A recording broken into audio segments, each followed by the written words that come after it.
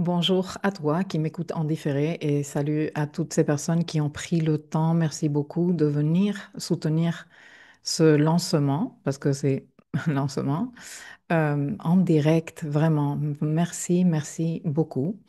Nous sommes ici réunis pour que je te présente les axes, les grands axes de ce nouveau produit que je propose dans le programme Architecte de ma vie, que j'ai appelé Astro Practice et dont nous avons la première session aujourd'hui, 2 juillet 2025, en sachant que au moment où je lance ce produit, moi, j'ai envisagé de proposer ces réunions une fois par mois, mais que, comme toujours, comme avec tout ce que je fais, je ne suis pas, comment dire, bornée à en rester à ça et que si il y a une acceptation, que si c'est vraiment un truc d'utilité, que si il y a moyen que d'autres personnes participent ou il y ait plus de participation, qu'on puisse aider davantage de personnes, je n'ai aucun problème de revoir la fréquence, de l'augmenter, de rallonger les séances, je ne sais pas, en fonction de, on se mettra d'accord le moment venu. Mais au moment où je lance ce projet, j'ai prévu de faire une séance par mois. Et c'est des séances qui vont se tenir les mercredis à midi, heure de Paris, pour une durée d'environ une heure et quart. Euh, Chaque astropractice sera la possibilité d'échanger autour de trois thèmes et pas trois thèmes en général, mais trois thèmes, trois demandes ponctuelles par rapport à une thématique euh, que une personne, je vais vous expliquer ça un peu plus dans le détail, et au sujet de son thème. C'est un service exclusif du programme Architecte de ma vie pour les membres Architectes de ma vie. C'est-à-dire, c'est un service au service des membres architectes de ma vie, aussi bien pour ce qui est de la pratique, pour ce qui est de l'étude, pour ce qui est de l'échange et de l'apprentissage, que pour ce qui est de la réponse, de ce qui est le service fourni. Parce que quelque part, ça va rester comme un micro service de consultation astrologique. Je vais un petit peu plus t'expliquer ça. Laisse-moi te présenter les missions comme je les ai conçues dans ma tête de ce projet. Ce projet, en principe, comme je te disais dans l'email que je t'envoyais hier, à première vue, quand moi je te parle d'une astropractice, quand moi je te dis on va étudier des thèmes, eh bien la première chose que tout le monde pense est ah, c'est génial, on va avoir un espace de pratique astrologique. Et c'est sûr. C'est une des missions de ce projet est de proposer un cadre structurant pour étudier, pratiquer ensemble et gagner en souveraineté dans la pratique astrologique. Ok. Mais pour moi, ça va bien au-delà de ça parce que je commence à connaître quand même tout ce petit monde. Mon projet architecte de ma vie est un projet très niché. Ce n'est pas n'importe qui arrive enfin, si, il y a beaucoup de monde, n'importe qui arrive, mais ça ne dure pas longtemps parce que euh, des personnes arrivent en pensant qu'elles vont trouver ici des réponses faciles ou des méthodes en trois pas, et pas du coup, du tout. Tu le sais, vous toutes, ça fait un petit moment que vous êtes sur Architecte de ma vie. Ici, on fait un travail de fond. Ici, on fait un travail soutenu qui ne demande pas non plus d'être 24 heures H en train de faire des leçons à gauche et à droite, ni de mémoriser des trucs, etc., etc. C'est un travail de conscience et un travail de présence, OK? Et il se trouve que la communauté qui s'est organisée autour de ce projet, eh bien, c'est une communauté hyper intéressante, cultivée, riche, euh, ultra bien formée, curieuse, hum, enfin, délicieuse, franchement, délicieuse. Et du coup, Au-delà de cette pratique astrologique et comment moi, je vais quelque part encadrer ces moments, pour moi, c'est un bonheur de proposer un cercle d'études et d'intelligence, non? Avec la participation de vous tous, au niveau où chacun de vous, tous et toutes, puissiez participer. Et en fonction de cela, les apprentissages que nous, autres, recevrons, les questionnements qui émergeront en nous et l'enrichissement, sans le moindre doute, de, de notre, non seulement de notre pratique astrologique, mais de notre regard symbolique. OK?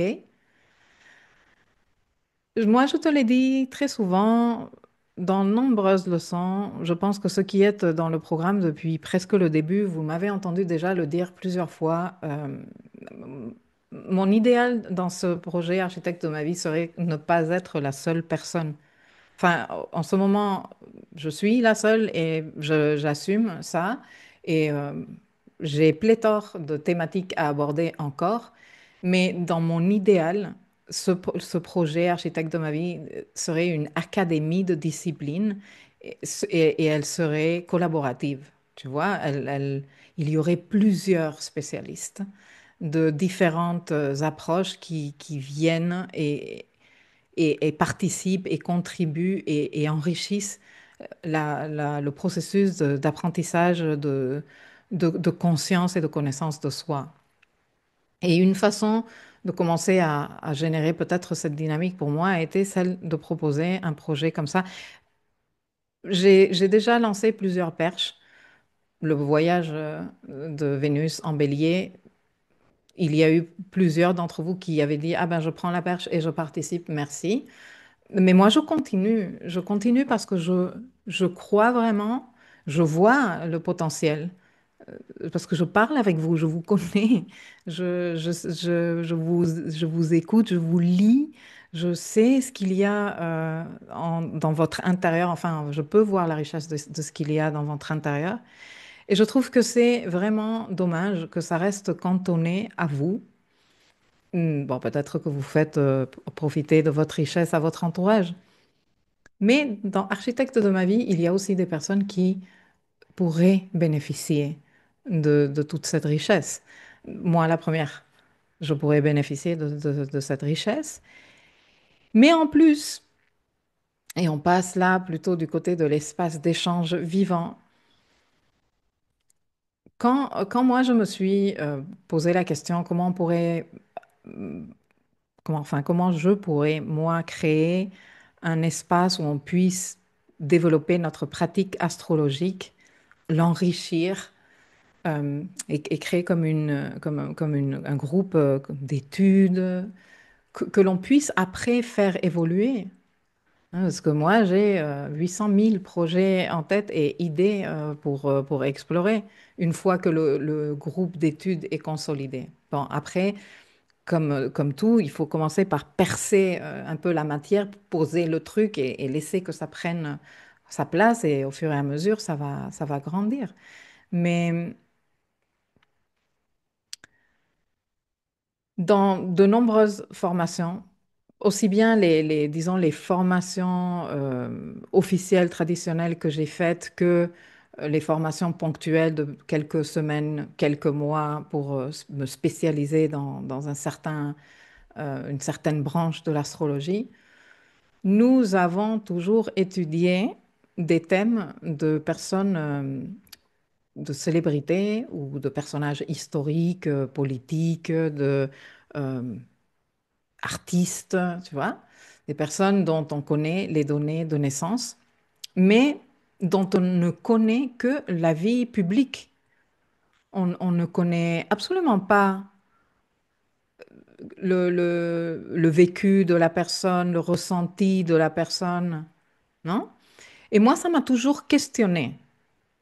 Bon, moi, je suis une questionneuse, je suis chiante. Mon prof de philo me détestait parce qu'il me disait, oh, Milka, ta gueule, c'est bon.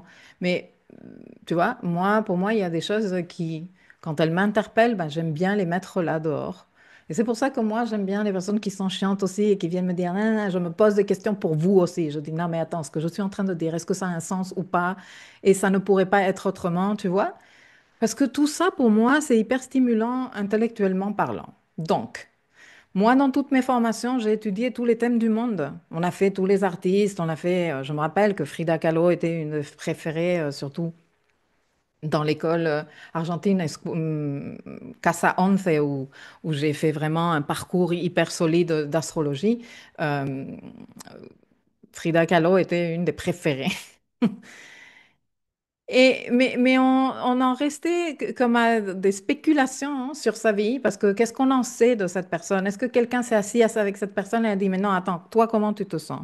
De quoi exactement avais-tu besoin à l'époque? Est-ce que tu savais déjà de quoi tu avais besoin? Comment tu étais en train de le vivre? Ben, personne, personne. On ne sait pas ça. Et pour savoir ça, eh bien, il faut faire beaucoup de recherches, il faut lire beaucoup de livres, des biographies, parce que oui, il y a des personnes qui ont écrit de nombreuses biographies sur ces personnalités importantes. Mais il faut se les taper, les biographies, ça prend énormément de travail de faire un travail de qualité de lecture astrologique euh, sans connaître la personne.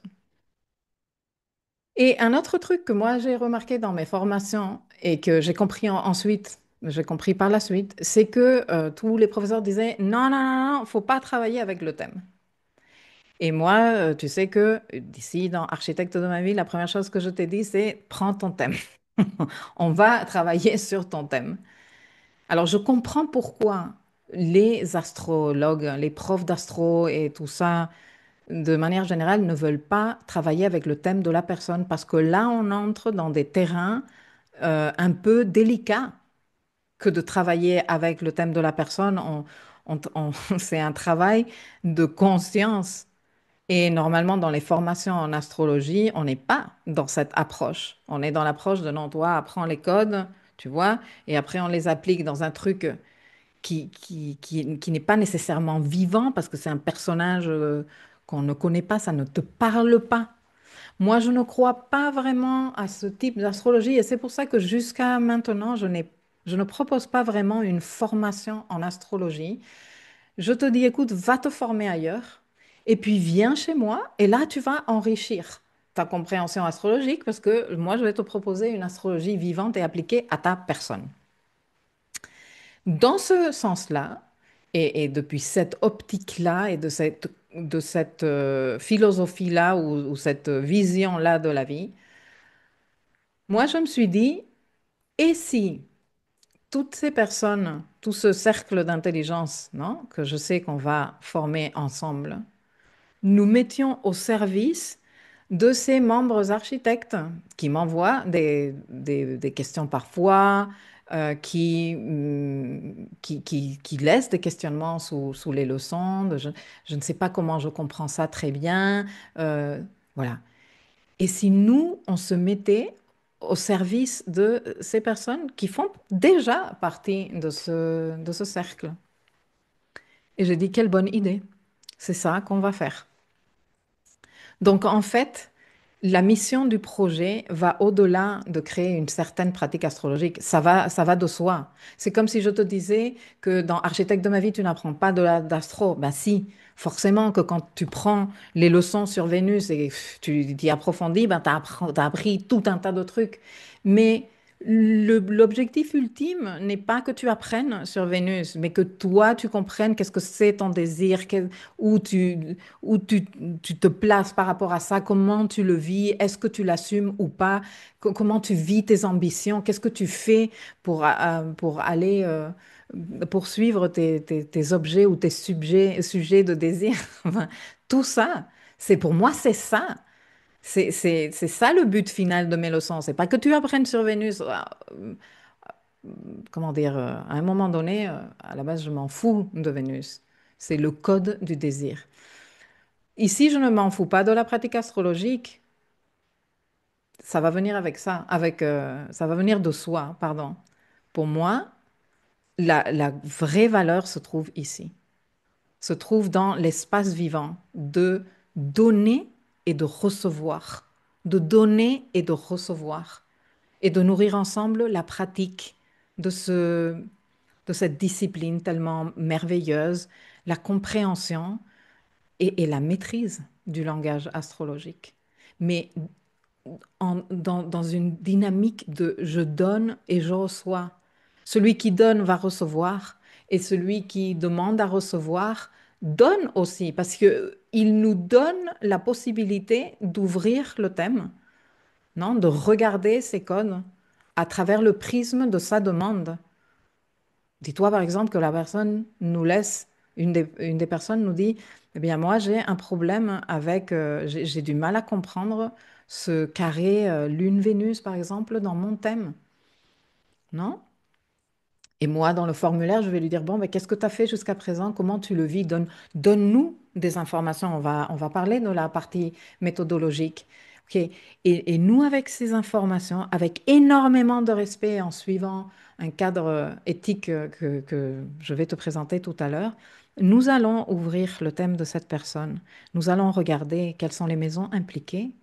Parce que ce n'est pas la même chose, un carré entre la maison 3 et 6, par exemple, qu'entre la maison 1 et 10, ou entre la maison 1 et 4. Ce n'est pas le même type de carré, hein, déjà. Et quelles sont les planètes impliquées, dans quel signe elles se trouvent, elles sont sous la maîtrise de quelle planète, quelle est l'histoire que nous raconte le thème.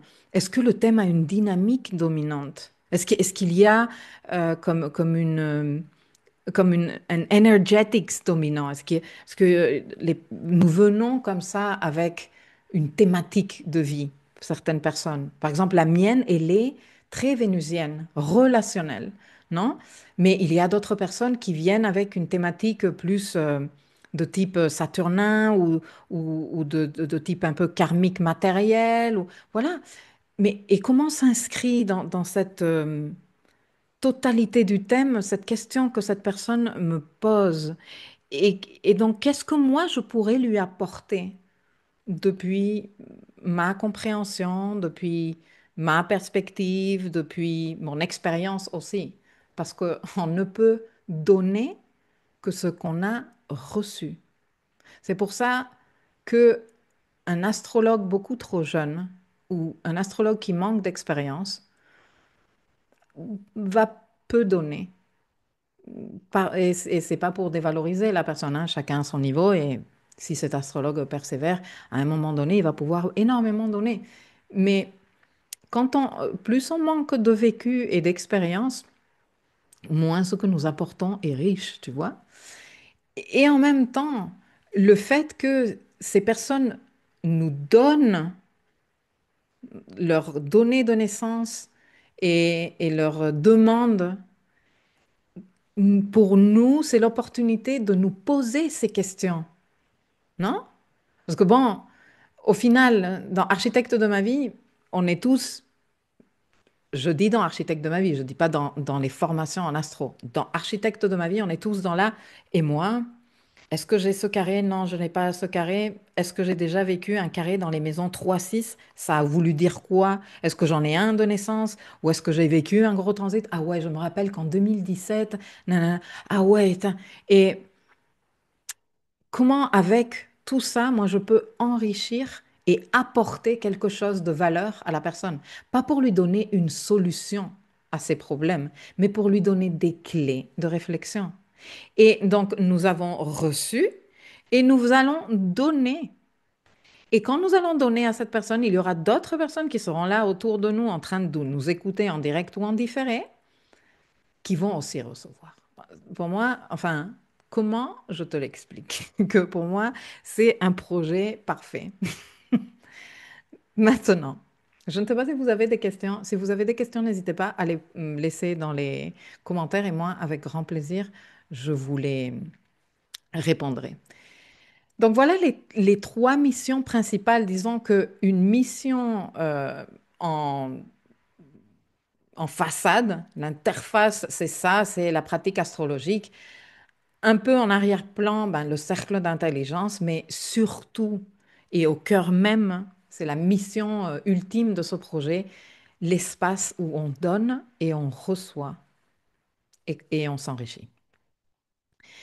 Dans la session live mapping du 28 juin, donc l'antérieure pile avant notre réunion d'aujourd'hui, je vous ai expliqué que les personnes, la façon de sélectionner les demandes de clarification astrologique va être au travers des astro-quiz. C'est-à-dire, il y a euh, ce petit concours que j'ai organisé pour les sessions live mapping où tu peux venir participer et tu gagnes des points. Nous en avons fait un samedi et moi j'ai trois personnes qui ont eu des scores très forts. Et, euh, et dès que cette session est terminée, je vais envoyer le formulaire pour qu'elles fassent leurs demandes, etc., etc., et que je puisse vous soumettre ces demandes pour que vous puissiez travailler dessus. Les personnes qui seront en train de fêter leur retour solaire auront aussi, disons, une priorité. On vous fera cadeau si vous le demandez. Moi, j'aime bien faire en cadeau à mes copines un top 3 ou à Carole, par exemple, je lui fais aussi à chaque anniversaire un top 3 de ce que je vois dans sa révolution solaire. Et je le lui présente comme ça de façon que ça puisse l'aider et l'accompagner tout au long de son année. Hum, voilà, c'est comme ça que j'ai entrevu la possibilité de soumettre une demande. Soit tu es venu à la séance live mapping, tu as participé à l'Astro Quiz et tu as gagné le plus de points. Et donc tu sais, parce que moi je t'ai contacté par email quelques jours après, je t'ai dit félicitations, quelle est ta question, remplis le formulaire. Soit c'est ta révolution solaire et tu as le droit de demander qu'on t'aide ou qu'on te participe, qu'on te contribue, qu'on t'enrichisse dans ta lecture de ta révolution solaire. Soit que toi, tu t'es dit, ah bah écoute, moi j'ai déjà étudié ma révolution solaire et j'ai plus de mal avec ce point-là. Ça doit rester quand même assez concis parce que nous n'allons pas dédier 1 heure et demie de décryptage à tout le monde. Les séances sont prévues d'environ 75 minutes et là-dedans, il faut faire rentrer trois demandes. OK? Donc, on aura environ une vingtaine de minutes pour faire ce qu'on appelle en espagnol la dévolution, c'est-à-dire je te fais une synthèse de ce que moi j'ai repéré dans le thème et je te donne ça pour que toi, après, tu t'en serves, tu vois. Et ensuite, je demanderai également aux personnes de nous faire un petit retour par écrit,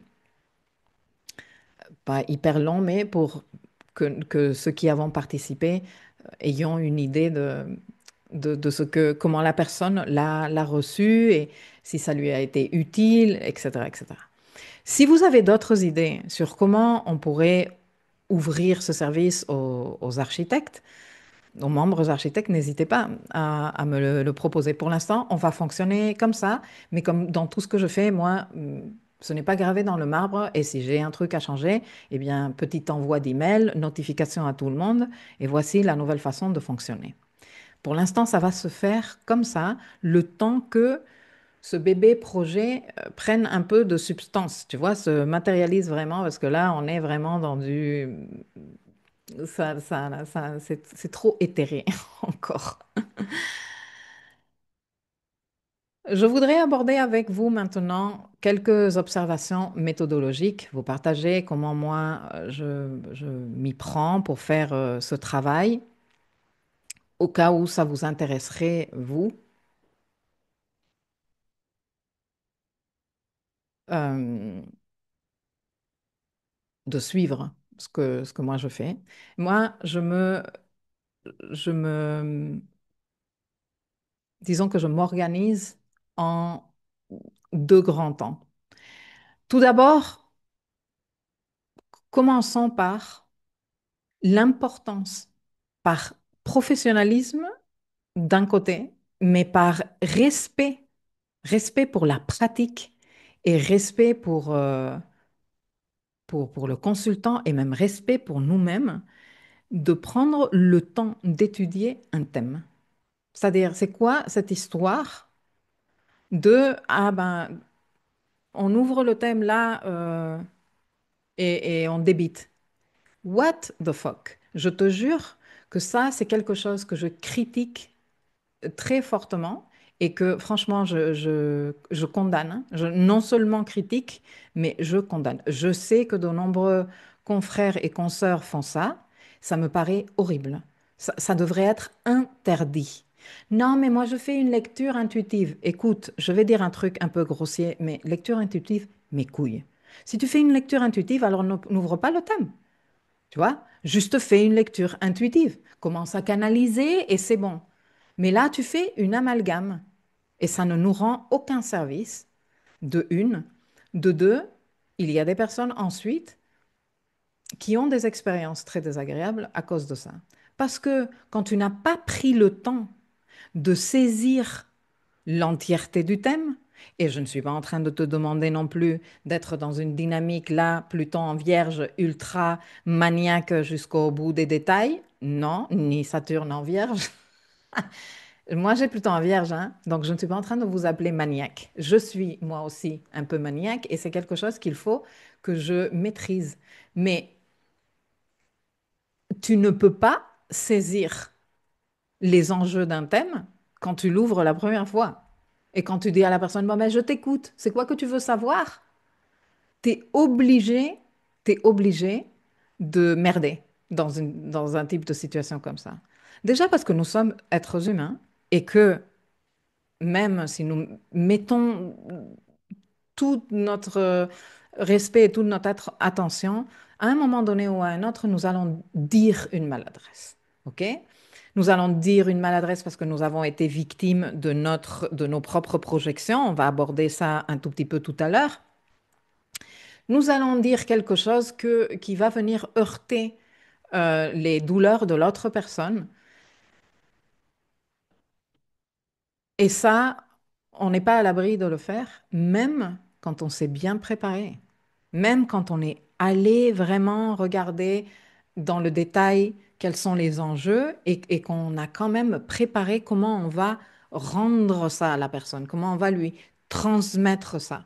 Moi, par exemple, ça m'est arrivé plusieurs fois et tu ne peux pas ne pas faire d'erreur. Ce serait, comment dire, inhumain.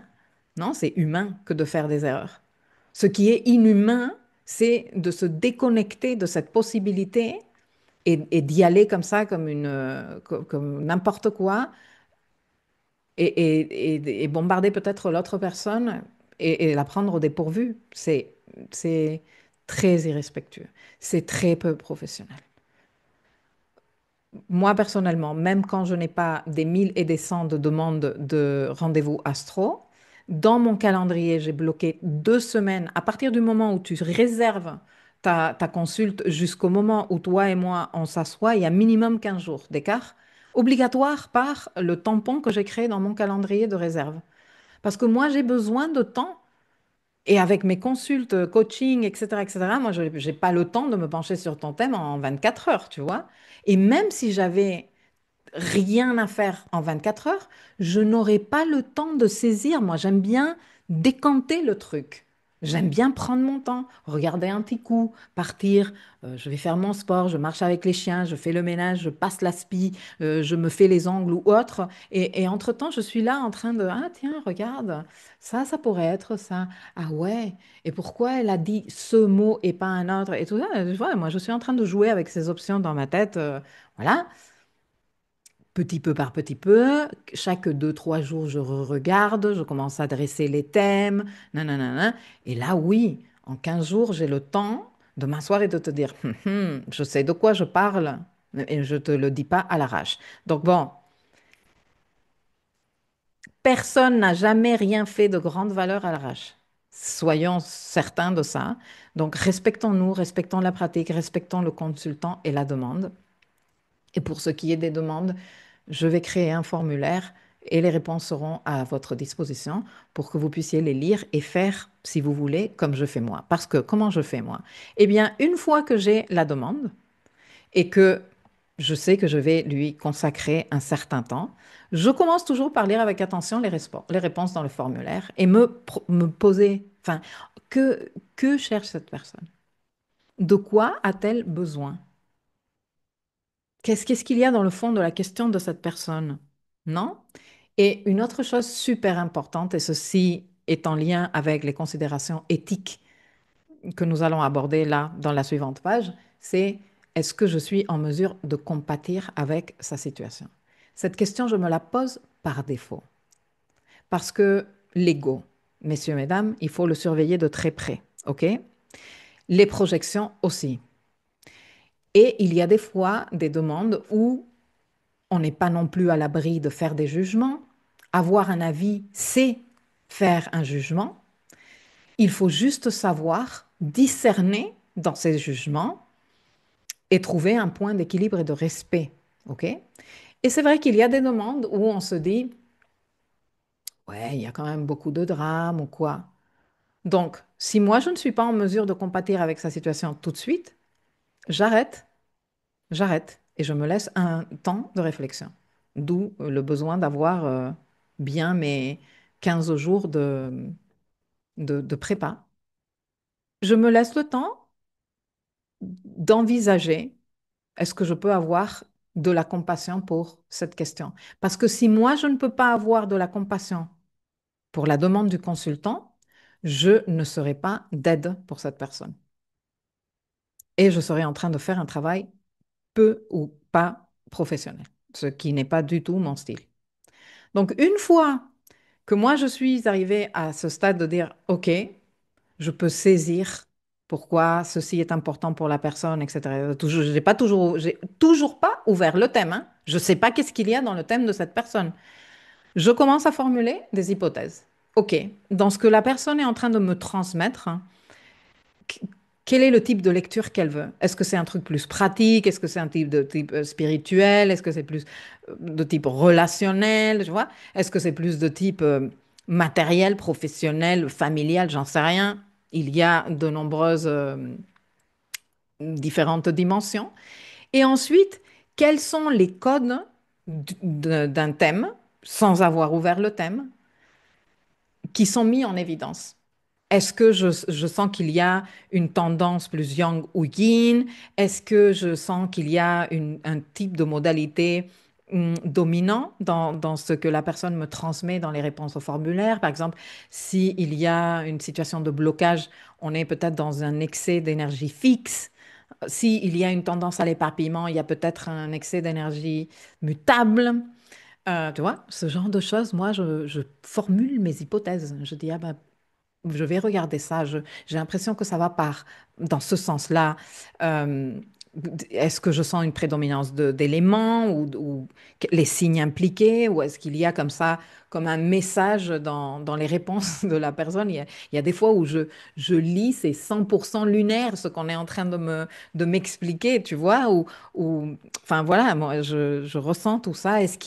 Dans les thématiques que la personne me présente, que le consultant me présente dans son formulaire, est-ce qu'il y a des maisons fortement mises en évidence, des thématiques de maison fortement mises en évidence? Parce que dans mes notes, je vais me mettre, regarder la maison 2, la maison 5 et la maison 8, par exemple, non? Dans cette situation de conflit, de créativité et d'être capable de monétiser ou de capitaliser ses créations, par exemple. Je suis en train de me l'inventer, mais voilà, c'est pour que tu comprennes. Une fois que j'ai formulé mes hypothèses, je piétine d'impatience d'ouvrir le thème, mais j'attends. J'attends et je reviens quelques jours après, je re-regarde mes hypothèses. Je re-regarde les réponses au formulaire. Si j'ai quelque chose à rajouter, je rajoute. Et sinon, j'ouvre enfin le thème. Et je suis une méthode bien précise. J'ai d'ailleurs un template, OK? Avec toutes les considérations à observer avant de commencer à émettre des conclusions du type, ah ben la thématique dominante que je ressens est mercurienne, ou elle est lunaire, ou etc., etc. Et une fois que j'ai complété mon template, que je peux te présenter plutôt rapidement, je l'ai ici à l'écran. Alors, déjà, le VSP prénatal et l'étoile de Vénus par défaut, où elle est. Ensuite, la répartition d'énergie, les polarités, yin ou yang, les modalités, cardinal, fixe, mutable, les éléments, feu, terre, air et eau, la distribution par cadran, par hémisphère, les planètes personnelles, le code soleil, il est où? Signe, maison, aspect, surtout les aspects applicatifs et les plus serrés. Qui est le dispositeur du soleil? L'ascendant, signe, aspect, qui est le dispositeur? Le code lune, pareil, signe, maison, aspect. Mais avec la lune, je vais plus loin parce que quelle est la phase lunaire? Toujours, je considère la phase lunaire dans laquelle une personne est née. Elle me donne énormément d'indications de comment cette personne se présente dans la vie et le type d'énergie euh, vitale, si tu veux, sourcée par sa dimension émotionnelle, elle est capable de fournir. Ce n'est pas la même chose une personne en pleine lune qui va avoir pléthore d'énergie qu'une personne qui est née en dark moon. Pas du tout. Une personne qui est née en dark moon, elle a beaucoup moins d'énergie disponible et elle va devoir sélectionner. Alors que la personne pleine lune, elle est débordante, par exemple. Non, je sais que cette personne, elle aura comme cette approche très, très dramatique, un peu exubérante, un peu jupitérienne, pour le dire d'une certaine façon, dans sa façon lunaire de faire les choses et de se présenter. Donc, je considère la phase lunaire, mais je considère aussi le signe, la maison, les aspects que cette lune a, le dispositeur. Si la lune, elle est en aspect ou pas au dispositeur, je regarde également les progressions. Elle se trouve où, cette personne, par progression dans sa vie? Et au-delà de regarder dans les progressions, si la lune est dans une certaine maison ou dans un certain signe, que oui, je regarde ça aussi, surtout quand je vois la lune qui est en train de traverser une cuspide ou entrer dans un nouveau signe, c'est quand même important, mais je regarde toujours la phase lunaire de cette personne par progression, c'est-à-dire par rapport à où se trouve sa lune donc, de naissance, où est-ce qu'elle est, sa lune progressée? À quelle phase correspond l'emplacement de sa lune progressée? Est-ce qu'elle est en phase premier quartier avec sa lune progressée? Et donc, elle est à fond là, en train de vivre des défis, etc., etc. Est-ce qu'elle est plutôt en phase dernier quartier ou lune balsamique? Et donc, elle est en clôture et là, hein, j'ai pas trop d'énergie en ce moment, je ne sais pas qu'est-ce qui m'arrive. Tu vois? Tous ces trucs-là, moi, je les considère. Je regarde, tchac, tchac, tchac. Je passe pas 8 heures hein, en train de d'écrire tout, mais ah, ok, et je note. Phase lunaire telle, en progressé telle. Attention, la lune est en train de chevaucher la cuspide de la maison telle. Tu vois? Euh, je regarde le code Mercure. Quelle phase, quel signe, quelle maison, quels aspects, le dispositeur si nécessaire. Je regarde le code Vénus et je fais exactement la même chose, et je regarde le code Mars et je fais exactement la même chose. Je regarde ensuite si le thème est diurne ou nocturne, parce que si le thème est diurne, nous avons une équipe de jours, hein, le Soleil, Jupiter et Mars comme maléfique le plus méchant, et si le thème est nocturne, la Lune va prendre quand même beaucoup de place, Vénus sera le bénéfique et Saturne sera le maléfique méchant. Et ça, c'est important. Ça, c'est important. Et ensuite, je regarde s'il y a des special features. Dans mon template, il y a ça. Est-ce qu'il y a des planètes angulaires? Est-ce qu'il y a des amas planétaires? Est-ce que nous avons un dispositeur final du thème? Est-ce que nous avons une situation de réception mutuelle? Et où? Est-ce que nous avons un aspect dominant? Est-ce qu'il y a des planètes à 0 degré ou à 29 degrés? Lesquelles? Est-ce qu'il y a des planètes conjointes au nœud sud, au nœud nord ou au carré de l'axe nodal? Super important. Et là, dans des cas très particuliers, est-ce que je vois une figure dominante? Parce qu'il y a des figures qui se dessinent avec les aspects dans le thème. Et si oui, quelle est la figure? Quelles sont les planètes impliquées? Et est-ce que ça mérite le temps que moi je m'attarde sur ça? Non? Parce que si on est dans une thématique très solaire et que j'ai repéré un iode, mais que le Soleil ni le signe Lion ne sont absolument pas concernés par ce iode, ben, je vais me dire, ah ok, il y a un iode et je retiens, je le note, mais je ne vais pas passer 3 heures à le décrypter, ni à voir comment je l'explique ça à la personne en vocabulaire de la vie réelle. En fonction des besoins, je vais aller dresser les thèmes sunrise, solaire, soleil à l'ascendant. Lunaire, moonrise, lunaire à l'ascendant. Vénusien, Vénus à l'ascendant. Si c'est Saturne, Saturne à l'ascendant. Tu vois, je mets la planète qui m'intéresse et je regarde comment se redessine le thème. En fonction des besoins, je dresse le thème draconique aussi. Et je regarde. Et je vois s'il y a des aspects ou pas. Je regarde si besoin, les mi-points et en fonction des planètes impliquées, lesquelles je fais le choix de mes mi-points. Je dis, ah tiens, ça pourrait m'apporter un tout petit peu. Est-ce qu'il n'y aurait pas quand même Et il y a des fois où j'ai des hypothèses et pas du tout. Je me suis gourée complètement et non. Mais il y a des fois où je dis, ah, bonne intuition. Si il y a si c'est si ça applique à la personne, je dresse aussi le thème relocalisé. Bon, pour que le thème relocalisé soit utile, la personne doit vivre dans un pays différent de son pays de naissance pendant plus de 3 ans. Si la personne, ça fait 6 mois qu'elle s'est déplacée, moi, je ne regarde pas le thème relocalisé. Je regarde également le thème relocalisé. Si la personne me dit, j'ai vécu pendant plusieurs années dans cet endroit et ça fait pas longtemps que je suis revenue chez moi. Là, je regarde le thème relocalisé aussi. Parce que le thème relocalisé reste en vigueur même après le déménagement de la personne, jusqu'à ce que la personne se bien réinstalle. Donc, il me faut que la personne soit réinstallée pendant 18 à 24 mois pour que le thème relocalisé commence à perdre son importance. Figure-toi à tout ça. Et ça, c'est des choses que j'ai appris en formation et des choses que j'ai constatées dans ma pratique. Et ensuite, je regarde tout ce qui est transit, c'est-à-dire les professions en cours, quel est le Time Lord, what the fucking is dans le thème, qu'est-ce qu'il fait, non? Qu'est-ce qui se passe dans le thème de cette personne avec le Time Lord de l'année? Est-ce qu'il y a des transits importants de cette personne? Est-ce qu'elle est en train de revivre un retour de Jupiter? Est-ce qu'elle est en train de vivre un retour de Saturne? Ou un moment important, une opposition Uranus à Uranus natal, un carré Pluton à Pluton natal, le carré Neptune à Neptune natal? Ça, c'est important. Ça joue, ça joue.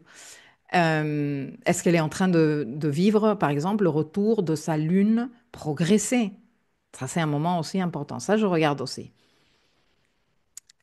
Où se tiennent les éclipses en ce moment dans le thème de la personne? Donc, le transit de l'axe nodal. Et bien sûr, si l'axe nodal est en retour direct ou inversé, ben, je le note aussi.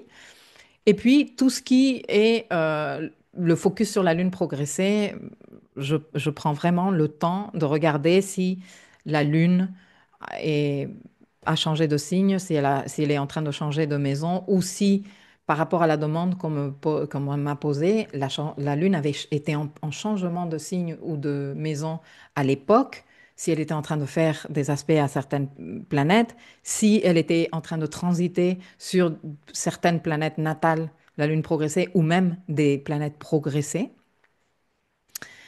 Bon, bref, et je regarde aussi les planètes, les autres planètes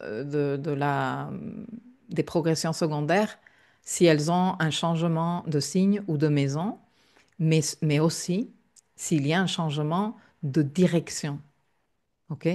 Que la personne est née avec une planète rétrograde et qu'elle reprend son mouvement direct, ou qu'elle est née avec une planète stationnaire et qu'elle entre en rétrogradation par progression, ou au contraire, elle était stationnaire post-rétrogradation, elle sort de station.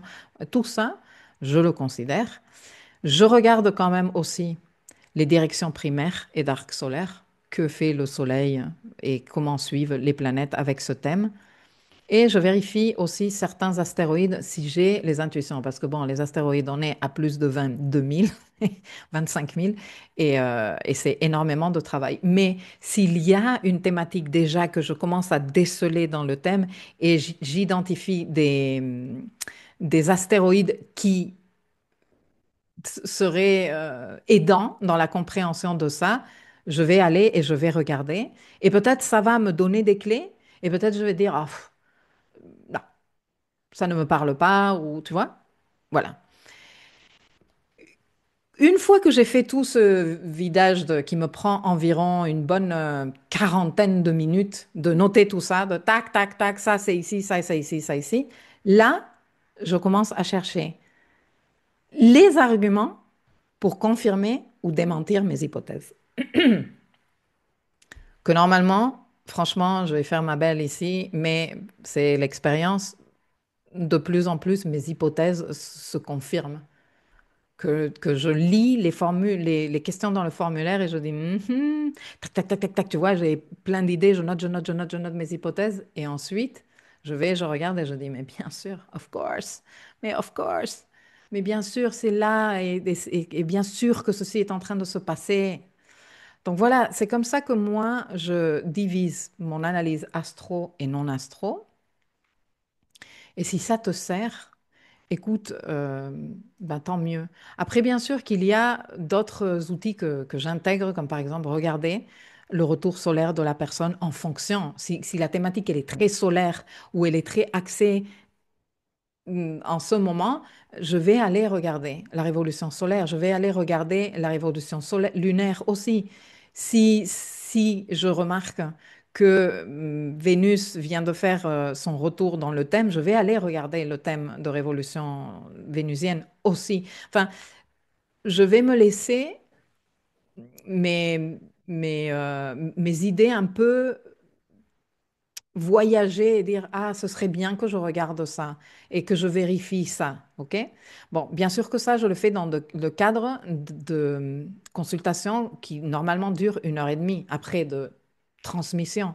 Mais par défaut, quand moi, une personne me fait une question sur son thème, à moins qu'on soit là en train de déconner sur ma terrasse et prendre des cocktails avec les amis un vendredi à soir en train de faire l'apéro, et là, oui, on est un peu plus en mode déconne, mais si je suis vraiment dans la démarche de, OK, je vais proposer de la valeur à cette personne, ne serait-ce que avec le top 3 que j'envoie à Carole ou que j'envoie à mes copines pour leur révolution solaire, je vais quand même prendre le temps d'étudier ces trucs-là. OK? Bon, je ne sais pas si vous avez des questions. Je vais aller regarder.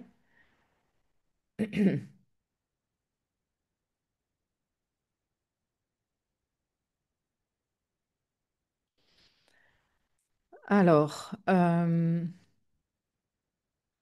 waouh, quel projet génial. Super cette remarque, Milka, tellement essentielle. Bon, je ne sais pas quelle était la remarque, mais ok. Moi, j'aimerais trop avoir cette méthodologie par écrit. Je vais recopier quand j'aurai le replay, c'est top. Oh là là, quel boulot. Si je faisais tout ça, mon cerveau crame. Mon Dieu, c'était même pas encore fini.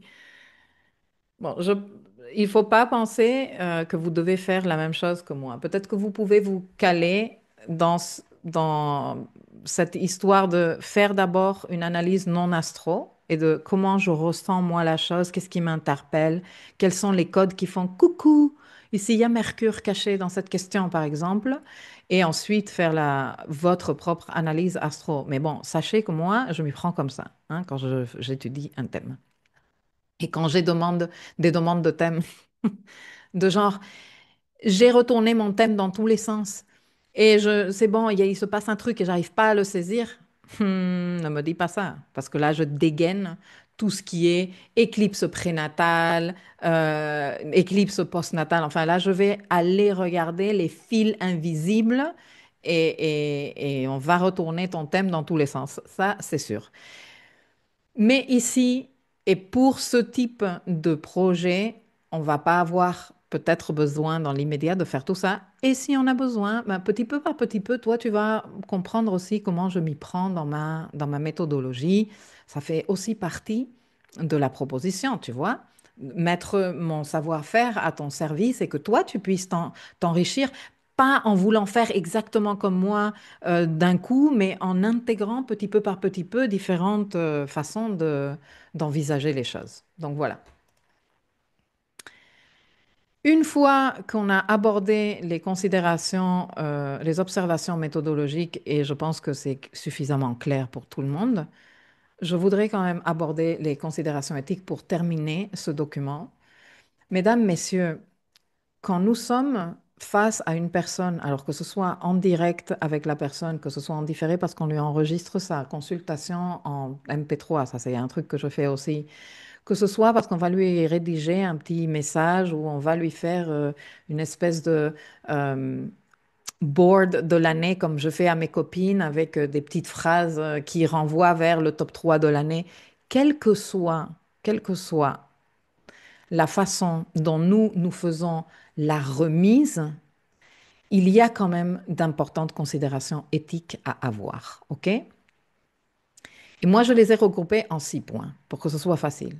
Je les ai regroupés en points le respect, l'intégrité, l'utilité, la bienveillance, la responsabilité et l'humilité. S'il vous plaît, messieurs, mesdames. Donc, le respect de quoi? Eh bien, le respect de la pratique, comme je vous disais tout à l'heure, le respect de ne, par exemple, pour moi, ouvrir un thème et commencer à débiter ce qu'on voit dans ce thème directement à la personne qui est là, pour moi, ça, c'est un manque de respect de la pratique. Ce n'est pas comme ça que l'on fait. Bon, comme je te disais, il y a des moments où on peut être en train de faire un truc léger, rigolo avec les amis, avec la famille, tu vois.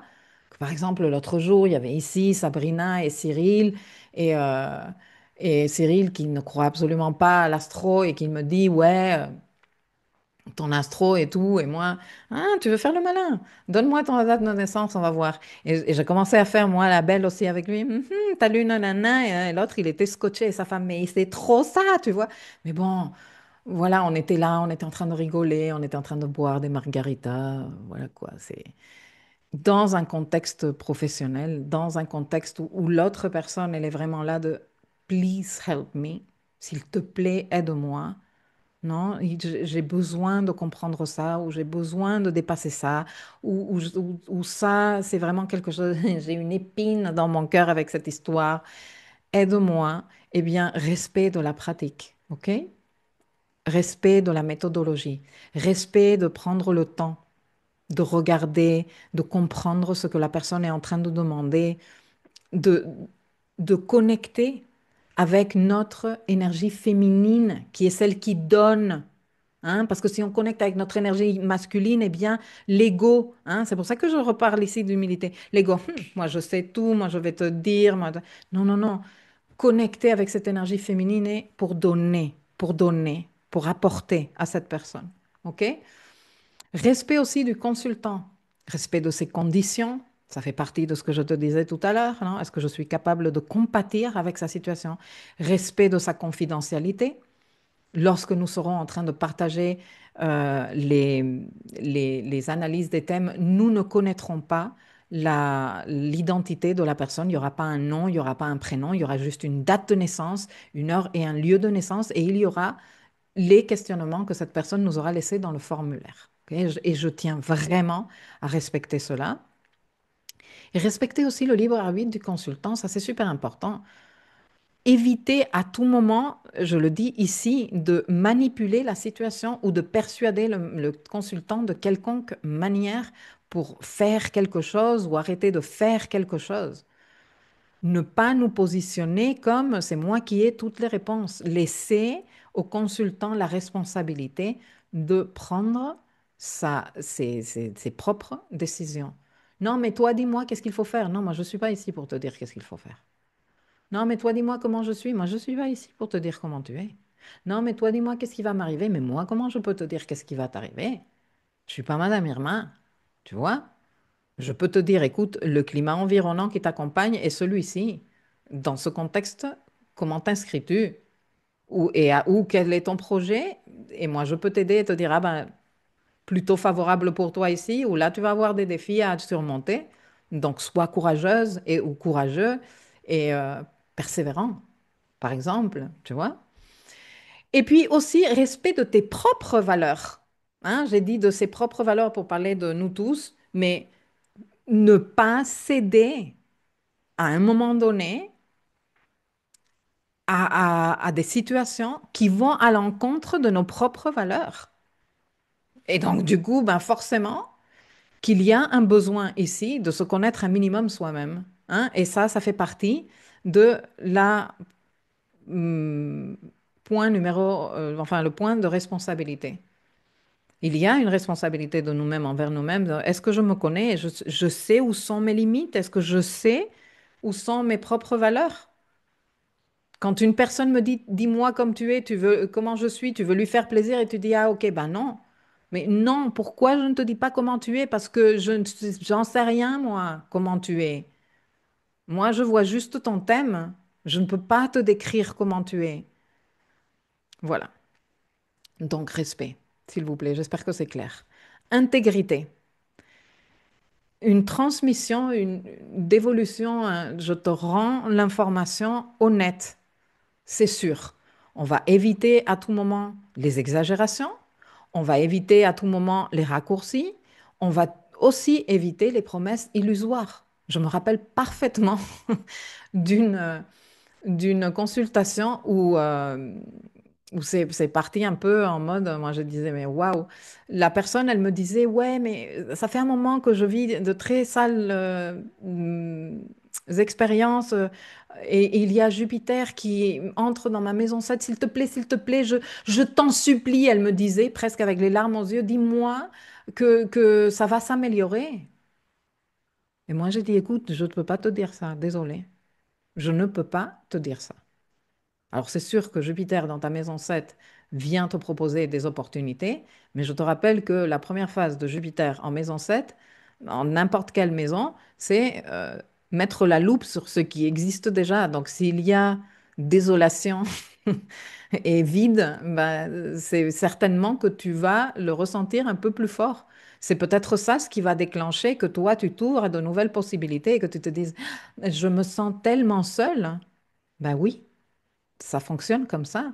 Tout comme quand Jupiter arrive dans la maison 2 et notre compte bancaire, c'est la dèche complet. Eh bien, tu te dis, putain, je suis à la ramasse complet. Qu'est-ce que je vais faire à partir de maintenant? Mais il y a ce premier passage de Jupiter inévitable où on est en train de sentir que la situation de merdique est magnifiée, non? Trop importante.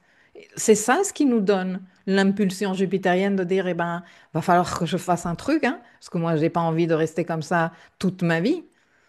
Donc, elle me disait, je t'en supplie. Ben non, moi, je peux pas te dire, mais juste pour me faire sentir bien, non. Non, parce qu'après, toi, tu vas dire que je t'ai raconté des salades. Et pour moi, hein, ma réputation, elle est importante. Moi, j'aime pas te raconter des salades. Donc, je suis désolée. Bon, elle n'était pas contente, hein, sachez-le. Bon, voilà. Donc, ni les exagérations, ni les raccourcis, ni les promesses illusoires, ni les affirmations non fondées. Et bien sûr, toute cette partie va dépendre d'être très clair sur celles qui sont nos valeurs. La valeur de l'utilité. L'approche à préserver, pour moi, à mon avis, et comme c'est moi qui propose ces séances, eh bien, c'est ce que moi je propose ici, est d'utilité pour le consultant. En quoi ce que moi je vais lui apporter peut lui être utile, OK? Et en évitant de manipuler la situation ou de persuader le consultant de quelconque manière. Valeur suivante, la bienveillance. Pour moi, la bienveillance est la volonté active de procurer du bien-être ici au consultant, bien sûr, parce que je le mets dans le cadre d'une consultation astrologique, avec humanité et en faisant preuve de gentillesse, d'altruisme, de compassion et de compréhension. OK? On peut dire des choses difficiles, comme par exemple, non, je ne peux pas te promettre que Jupiter dans ta maison 7 va te ramener sur un plateau argenté, The One. Tu peux dire ça avec bienveillance. Tu peux motiver la personne à donner sens à ce qu'elle est en train de vivre. Tu peux lui proposer une lecture édifiante à la personne. Et tout ça découle d'une approche bienveillante. Non? Parce qu'il y a des personnes qui disent, ah oui, mais moi je suis honnête. Oui, mais attention avec l'honnêteté abusive et perverse. De, ah ben moi je t'ai dit ce qu'il y a, hein. Oui, mais attends, et surtout, quand aucune personne ne vient en consultation astro pour te pour te demander une consulte alors que tout va super bien dans sa vie. Je te le jure. Personne, jamais dans toutes ces années de pratique, personne n'est venu me dire, écoute, tout va super bien. Mais juste dis-moi, Qu'est-ce qu'on pourrait regarder dans mon thème? Alors, j'ai d'ailleurs des demandes de consultation d'élèves qui me disent, j'ai 10 questions que je voudrais aborder depuis ta perspective et voilà, je me réserve 1 heure et demie pour que tu m'aides, tu me répondes en échange, blablabla, et que moi, j'enrichisse ma compréhension parce que je fais des cours avec une autre personne. Très bien. Mais à part ce type de consultation, quand quelqu'un me fait une consultation astro, c'est parce qu'il y a quelque chose qui ne va pas, qui fait mal, qui interpelle, qui gêne, qui... Voilà. Et toi, tu ne peux pas juste dire, ah ben moi j'ai été honnête et je t'ai dit, ben non, tu sais, Jupiter en maison 7, ça ne veut pas dire que... Et démarre-toi avec cette information. Non, mais abordons-le différemment. Alors, comment je peux t'aider? Comment vraiment, si Jupiter est code de croissance et d'expansion, comment, malgré le fait que ta vie relationnelle, ta maison 7 est complètement en friche, hum, comment pourrait ce transit se traduire en croissance et en expansion? Comment toi, tu pourrais participer activement à transformer ce transit en un transit de croissance et d'expansion? Et puis, malgré toute ta volonté d'aider la personne, accepter et respecter son libre arbitre. Genre, cette personne dont je te parle précisément, elle m'a fait la gueule. Elle n'a pas voulu répondre à mes questions. Et donc, je lui ai dit, bon, bah, écoute, moi, je vais te donner certaines idées et à toi de les explorer ensuite, etc., etc. Mais elle était en mode, non, ça ne me plaît pas. Bon, bah, je respecte que tu choisisses de faire ça avec ton libre arbitre. Ça m'est arrivé aussi en consultation de dire très peu de fois, mais ça m'est arrivé, écoute, je te rembourse, je m'assois sur le temps que j'ai passé à préparer ta consultation et on arrête parce que je ne suis absolument pas la personne dont tu as besoin en ce moment. Enfin, si je suis la personne dont tu aurais besoin, mais va falloir un petit changement de mindset et tu n'es pas dans l'ouverture, donc moi, je vais pas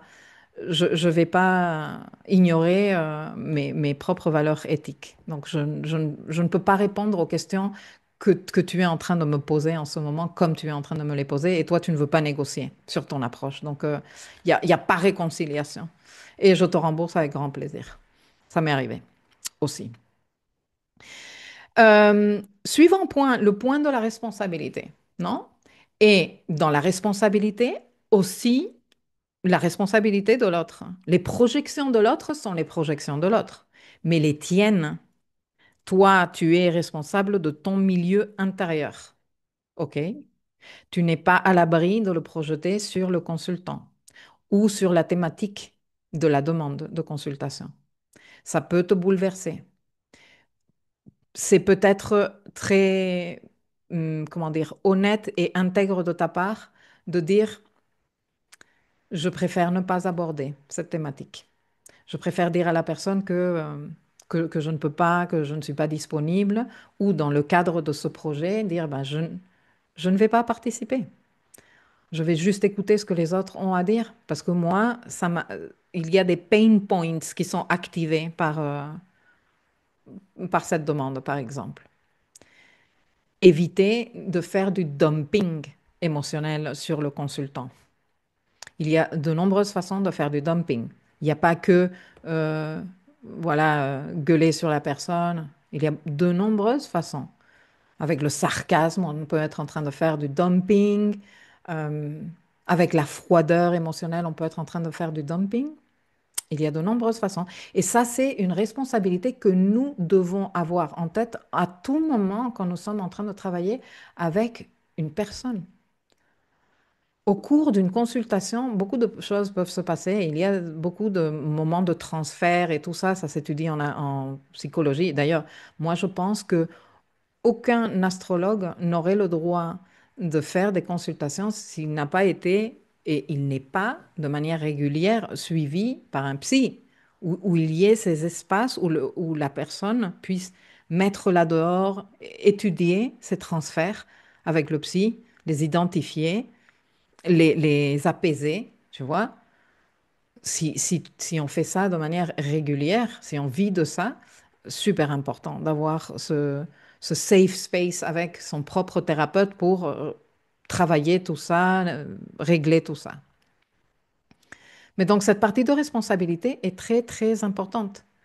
Lorsque nous nous sommes posé les bonnes questions au début de l'analyse non astro, de est-ce que je suis capable de compatir avec cette personne, et nous nous sommes répondus honnêtement, normalement, nous n'avons pas de souci avec ce point éthique.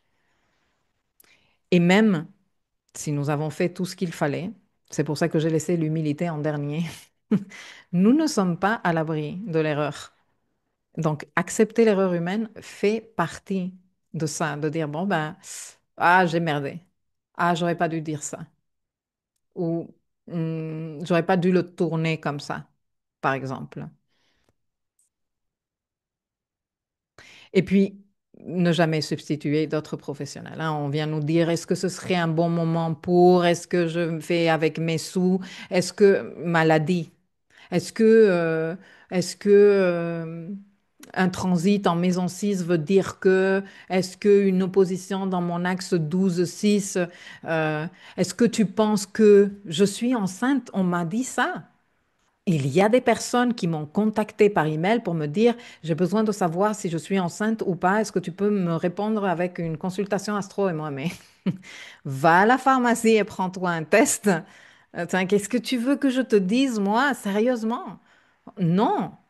Alors, c'est sûr que quand on n'a pas un code éthique et ce qu'on veut, c'est money, money, money, ben viens, moi je te dis, moi je te raconte, moi j'ouvre le thème et moi de toute façon, non, non, non, non, non. Donc, il faut savoir aussi, écoute, tu as besoin de discuter de ça avec un professionnel de la santé mentale. Hum, Parle avec un psy, vide ton sac, remets de l'ordre dans cette expérience. Moi, je ne peux pas t'aider dans ce sens-là parce que je ne suis pas psy, je ne suis pas juriste, je ne suis pas docteur, médecin. Non, je ne suis pas. Voilà, messieurs, mesdames, pour ce qui est de ma présentation. Euh, je ne sais pas si vous avez d'autres questions. Je vais arrêter 2 secondes l'enregistrement juste pour ne pas rallonger cet enregistrement. S'il y a des questions pertinentes, je viens et je les enregistre. Et sinon, je reviens pour dire bye bye à tout le monde. Bon, je suis de retour. Nous avons plusieurs questions qui sont assez intéressantes. Une des questions est, si nous faisons partie des personnes sélectionnées, c'est-à-dire que c'est ton anniversaire ou tu as gagné à l'Astro Quiz, tu as donc ta demande validée, tu fais une demande et cette demande va être traitée. Nous allons tous avoir environ un mois pour préparer, c'est-à-dire que moi, là, c'est notre première séance est début juillet, la prochaine sera début août, et dans les jours qui suivent, moi, je vais mettre à disposition aussi bien les demandes que les données de naissance des personnes pour que chacun puisse faire son étude tout au long du mois quand vous voulez. Je pense qu'un mois, c'est suffisant pour que, voilà, on puisse avoir une bonne petite idée et être prêt pour la prochaine séance, pouvoir donner ce que nous avons à donner à ces personnes-là. Mais si tu as été sélectionné pour une demande, comment ça se passe si on veut participer sur l'étude des autres personnes? Ben, tu participes anyways. Toi, tu fais ton travail de prépa et au moment où nous sommes en train d'aborder cette thématique de ce thème-là, toi, tu peux participer dans les commentaires ou si tu te sens de ouvrir le micro et partager au moment où nous sommes en train de donner cette information à la personne qui viendra ensuite en replay écouter ou lire ou qui sera là en direct en train d'écouter et de lire. Et toi, une chose, c'est quand la partie où toi tu reçois et une autre chose, c'est la partie où toi tu donnes. Tu peux participer à tout moment. Maintenant, j'ai une autre question répétée plusieurs fois. C'est-à-dire, j'ai l'impression que ce projet n'est que pour des personnes super avancées en astro. Alors, c'est faux. C'est faux parce que si toi, tu as un petit niveau d'astrologie, toi, tu peux commencer à faire tes premiers, tes premières tentatives. Pas vraiment peut-être pour participer et dire, ah ben moi, je le connais, je le comprends comme ça, mais viens t'intéresser aux demandes et aux thèmes si tu veux améliorer ta pratique. Vois celle qui t'interpelle le plus ou celle qui te paraît la plus facile pour toi, ou celle où toi, tu te dis, ah ben là, moi, je pense que je pourrais apporter quelque chose de valeur. Fais ta prépa à ton niveau et ensuite viens t'enrichir de ce que tes grandes sœurs ou tes grands frères, pour les garçons qui seront en train de participer, si c'est le cas, sont capables de voir et d'identifier, et que toi, tu te dises, ah regarde, ben, j'ai eu bon là. Ah ben moi je suis allée regarder ça et ça m'a parlé, j'ai repéré ça, et c'était bien. Et c'est vrai que regarde ce que lui a apporté m'a aidé à approfondir, tu vois. C'est comme ça que tu vas apprendre. Tu ne peux pas attendre d'après toi, jauger que tu as le niveau suffisant pour commencer à faire. Je ne suis pas en train de te dire, lance-toi à proposer des consultations avec ton petit niveau. Je suis en train de te dire, lance-toi à venir aux astro-practices. Et si tu n'as pas le temps d'étudier tous les thèmes, ne les étudie pas. Moi, je vais les étudier tous. Parce que d'une façon ou d'une autre, moi, je veux proposer à toutes ces personnes qui ont gagné leur demande une réponse ponctuelle, enrichie avec les autres participations, bien sûr. Mais toi, tu peux faire ta pratique. Toi, tu peux faire tes études. Tu sais, on commence tous par là. On commence tous par là. Ouais, ben, ah ouais, ben non. Moi, je n'avais pas du tout pensé à chercher les planètes qui étaient conjointes aux angles parce que, voilà, ben, j'ai zappé complètement ça, mais je me rends compte à quel point c'est important maintenant que j'ai écouté l'impact de ça euh, pour cette personne, par exemple. Mais il y a des fois où tu te dis, putain, mais j'ai vu trop juste. J'ai vu trop juste. Et ça te valorise aussi, ça t'encourage. OK? Est-ce que ceci répond à ces personnes, plusieurs personnes qui sont dans ces questionnements de je ne sais pas si je vais avoir le niveau, je ne sais pas comment moi je pourrais me servir de ces sessions. Parce que, s'il vous plaît, les filles et les garçons, le but ultime de ce projet est donner et recevoir. Donner et recevoir. Donner et recevoir. Tu reçois aussi quand tu donnes un tout petit peu de ton effort, que tu dises à mon niveau, je vais aller regarder, je vais aller étudier ce thème en particulier, cette demande en particulier, et ensuite je vais écouter quel est le résultat, enfin, quelles sont la transmission qui lui a été faite. Et je vais intégrer ça, je vais dire, ah ouais, je vais enrichir. Mais toi, tu arrives avec ton terrain labouré. Le fait que toi, tu prennes un thème et tu l'étudies a priori, et ensuite tu arrives et tu écoutes les plus forts décrypter ce thème et signaler, regarde ça, il faut le considérer. Ah là, et annoncer, ah moi j'ai trouvé ça, et c'est en lien avec ça, et il y a plusieurs déclics astrologiques en lien avec cette thématique, et toi, tu es là. Ah, waouh, c'est vrai, ça, je vais le retenir pour la prochaine fois. Tu vois ce que je veux te dire? Ok, donc j'ai des réponses. Oui, c'est clair, très clair. Si je comprends bien, on n'est pas obligé de participer oralement lors de la session, mais on peut faire des recherches de notre côté, mais totalement. Et venir participer en direct, garder le lien humain, les filles, super important, avec cet Uranus qui arrive en Gémeaux et qui va nous mettre, je ne sais pas, qu'est-ce qui va se passer. Je m'attends à une accélération transhumaniste plus.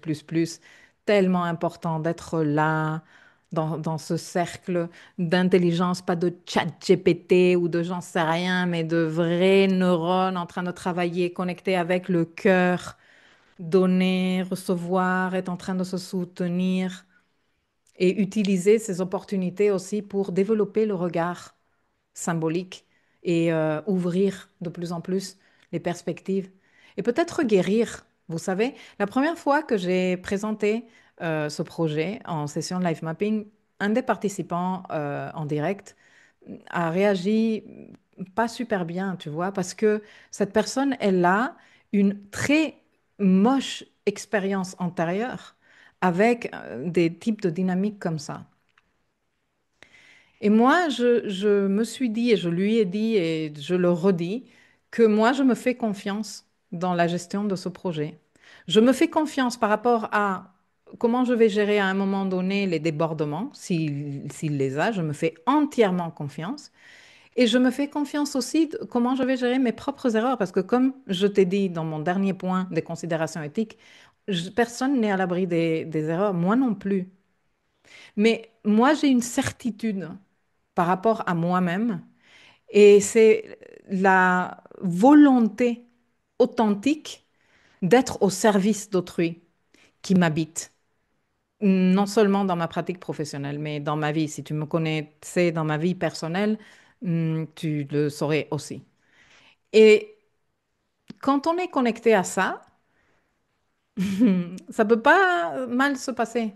Et donc, du coup, pour moi, ça a été comme, c'est la possibilité pour que cette personne guérisse cette mauvaise expérience, qui de toute évidence est sortie de quelqu'un très maladroit, peu professionnel, peu respectueux de la pratique et de la discipline astrologique. Tu vois? Donc je trouve que dans ce donner et recevoir, il y a beaucoup de richesse aussi. Voilà. Alors, c'est très clair, Milka. Effectivement, ça nous permettra à notre niveau d'évoluer dans notre pratique et dans notre compréhension. Exactement. Chacun à son niveau vient et dit, c'est ça ce que je peux faire aujourd'hui. Moi, je vais garantir qu'il y ait quelque chose à donner à cette personne et chacun participera au niveau où il pourra et venir et soutenir le projet avec ta présence en direct, c'est une façon de donner, non? Mais peut-être que tu veux recevoir. OK, mais donne aussi. En préparant toi les thèmes, en disant à mon niveau, je vais préparer le thème, comme je te disais tout à l'heure, tu laboures le terrain, tu prépares le terrain. Et donc quand tu reçois, eh bien, tu reçois sur un terrain labouré. C'est toujours mieux que sur un terrain dur. Que quand tu viens et que tu dis, ah ben moi, j'ai même pas regardé les thèmes, mais oh là là, mais je comprends rien, mais ouf, ça équivaut, ça équivaut à avoir ouvert le thème et avoir commencé à débiter sans l'avoir même préparé. Ne fais pas ça. Si tu n'as pas fait un minimum de préparation, ne viens pas juste te sentir complètement débordé, parce que tu risques de te sentir débordé. Viens en ayant regardé un minimum et si possible un maximum, en ayant donné le mieux que toi tu peux donner à ton niveau. Voilà, j'espère que c'est clair. Est-ce que quelqu'un d'autre a d'autres questions? Bon, messieurs, mesdames, il n'y a pas du tout de questions supplémentaires. Il y a juste des bons retours. C'est vraiment un super projet. J'ai énormément reçu aujourd'hui encore. Merci. C'est un magnifique projet. Je suis enthousiasmée. Voilà, il y a de l'enthousiasme et moi, ça me remplit le cœur de joie parce que moi aussi, j'ai beaucoup d'enthousiasme par rapport à ce projet. Merci à vous toutes qui m'avez accompagné en direct aujourd'hui. Et bah, on se voit concrètement là pour le suivant Astro Practice d'ici un mois. Moi, au cours de la fin de cette semaine, je vais envoyer les formulaires et dès que les, les données et les demandes sont enregistrées, je les mettrai à disposition. Je vous enverrai un petit email et vous pourrez aller prendre l'information euh, et vous préparer pour notre suivante réunion. Apprendre ensemble, quelle merveille, mais grave. Donner et recevoir, mesdames et messieurs. C'est tellement beau. Et c'est tellement ça, la vie. Donner et recevoir. Bon, allez, je vous fais un gros bisou. Merci beaucoup de m'avoir accompagné en direct et à très vite. J'arrête ici l'enregistrement.